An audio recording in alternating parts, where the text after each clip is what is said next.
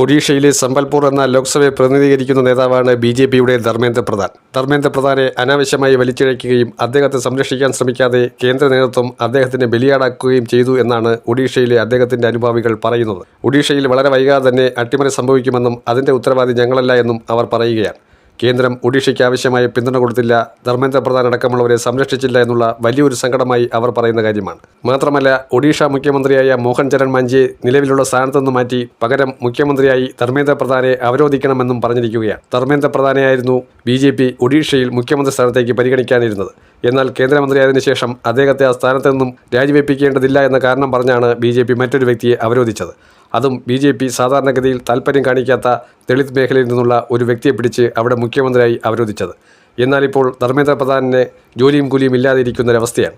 ഈയൊരു അവസ്ഥയിൽ സ്ഥാനമാനങ്ങൾ മാത്രം ആഗ്രഹിക്കുന്ന ഒരു നേതാവെന്ന രീതിയിൽ ധർമ്മേന്ദ്ര പ്രധാനെ താൽക്കോൽ സ്ഥാനത്തേക്ക് കൊണ്ടുവരാനാണ് ഒഡീഷയിൽ ബി.ജെ.പിയുടെ നിർണായക നീക്കം. കേന്ദ്ര നേതൃത്വത്തിന് വിപരീതമായിട്ടുള്ള നീക്കം. വല്ലാതെ തലവേദന നരേന്ദ്രമോദിക്കും ബി.ജെ.പിയുടെ അധ്യക്ഷനായ നിതിൻ നബീനും ഉണ്ടായിരിക്കുകയാണ്. കാരണം അവരുടെയൊന്നും കൺട്രോളിലല്ല ഒഡീഷയുടെ ബി.ജെ.പി. നേതാക്കളുടെ നീക്കമെന്നുള്ളത് ഇപ്പോൾ മനസ്സിലാക്കി തുടങ്ങിയിരിക്കുകയാണ്.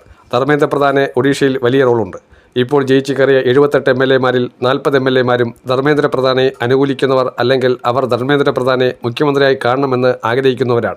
അവർ വളരെ വ്യക്തമായി പറയുന്നു, നിങ്ങൾ ഇത്തരമൊരു നീക്കം നടത്തിയില്ലെങ്കിൽ ഞങ്ങൾ MLA സ്ഥാനം രാജിവെക്കും, ഉപതെരഞ്ഞെടുപ്പ് വരും, ഞങ്ങൾ മറ്റു പാർട്ടിയിലേക്ക് പോകും. അവർ ബിജു ജനതാദളിലേക്ക് പോകാനുള്ള സാധ്യതയുണ്ട്. ഇപ്പോൾ ജയിച്ചു വന്ന 78 MLA-മാരിൽ 40ഓളം പേർ മുൻകാലങ്ങളിൽ ബിജു ജനതാദളിൽ പ്രവർത്തിച്ച നേതാക്കളാണ്. അവരെല്ലാം പതിയെ ധർമ്മേന്ദ്ര പ്രധാനും അവിടുത്തെ ബി.ജെ.പി. അജണ്ടകളും അംഗീകരിച്ച് മുന്നോട്ട് വന്നതിന് പ്രധാനമായും പല ലക്ഷ്യങ്ങളുണ്ട്.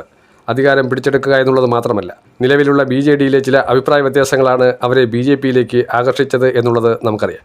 അതുകൊണ്ട് തന്നെ ധർമ്മേന്ദ്ര പ്രധാനെ അംഗീകരിക്കാത്തവരെ ഒരു കാരണവശാലും അവിടെ നേതാക്കളായി വച്ചു വഴിക്കില്ല. മന്ത്രിസഭയെ തള്ളിയിടുമെന്ന് ബി.ജെ.പിയിലെ പലരും അഭിപ്രായപ്പെട്ടു തുടങ്ങിയിരിക്കുകയാണ്. ഇത് വലിയൊരു കല്ലുകടിയായി കേന്ദ്ര നേതൃത്വത്തിന് മാറിക്കഴിഞ്ഞിരിക്കുന്നു.